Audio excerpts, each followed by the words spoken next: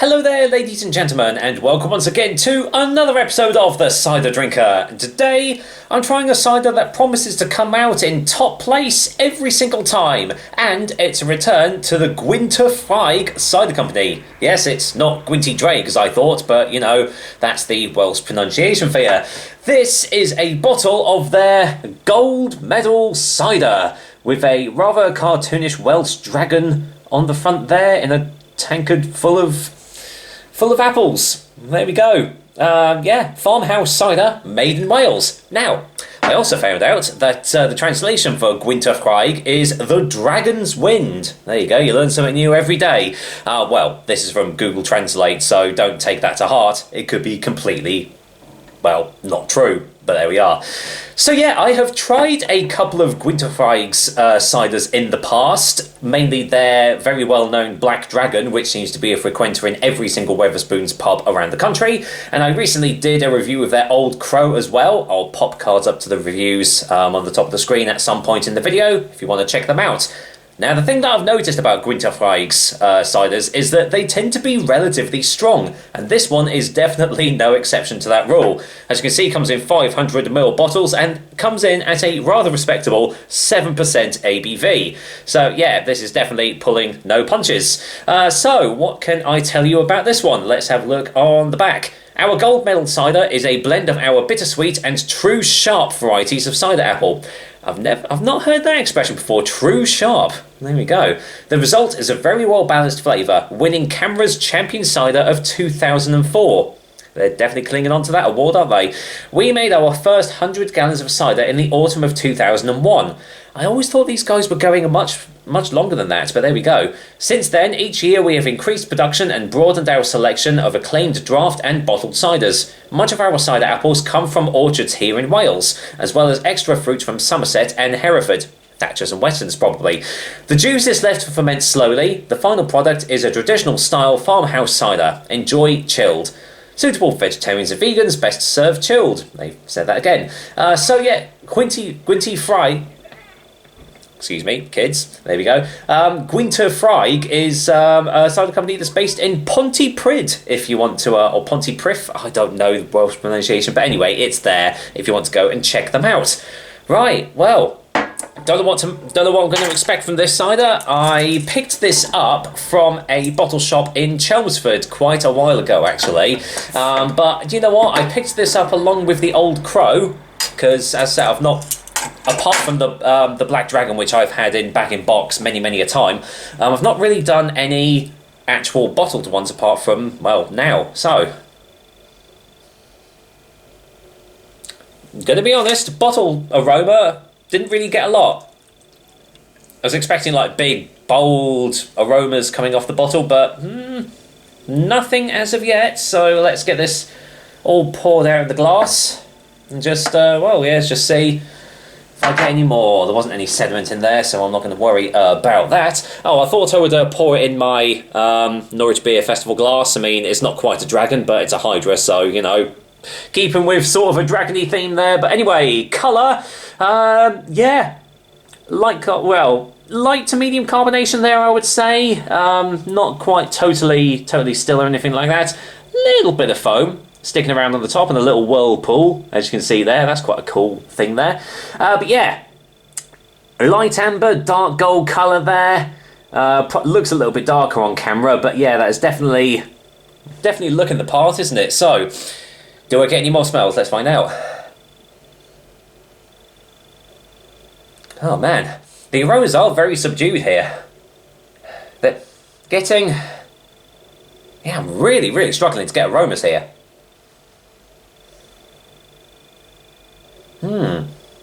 There's a very slight... I want to say there's almost a slight leatheriness about it. But it's very faint. Hardly no aroma to this at all, so... Well, I guess I'm just going to have to dive in and find out what it's like. Cheers, everyone! The Dragon's Wind. Gold medal. Here we go.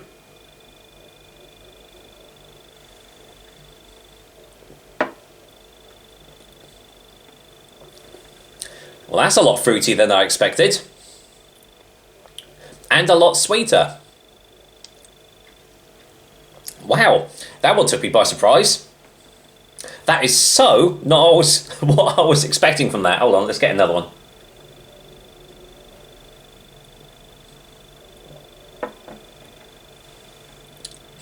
Okay. Yeah, leatheriness. Definitely getting leatheriness on the taste as well. Mixed with a light, sweet fruitiness of some description. It's almost like, God, I want to say something like a blackberry, something like that. Touch of smokiness on the back end. But the whole taste is actually relatively sweet, all things considering.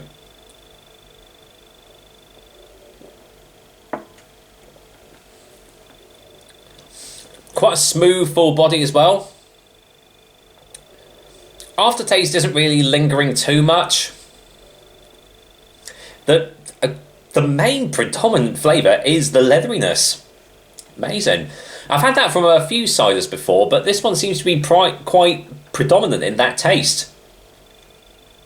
It's not a bad thing though. It's quite nice, especially with it being a little bit on the sweeter side.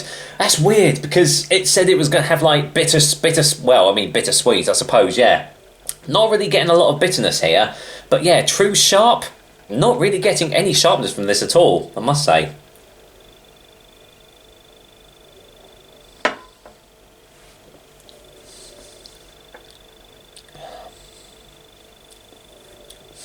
Tannic influence there. There is a little bit of astringency on the back end, the more sips that I'm getting actually. So yeah, the bitterness is starting to come through now on the aftertaste too, lingering along with that leathery, slightly smoky aftertaste.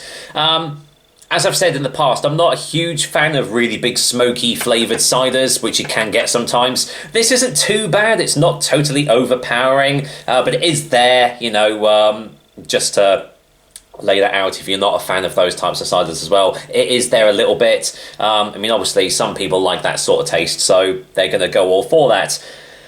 Tell you what though, I wouldn't tell you this was 7% ABV, blimey. That is really, really easy to drink for such a high ABV, but there we go. Pardon me.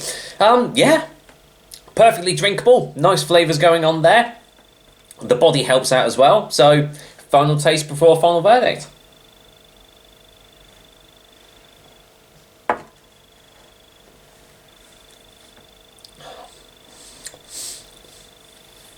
I must say, it does taste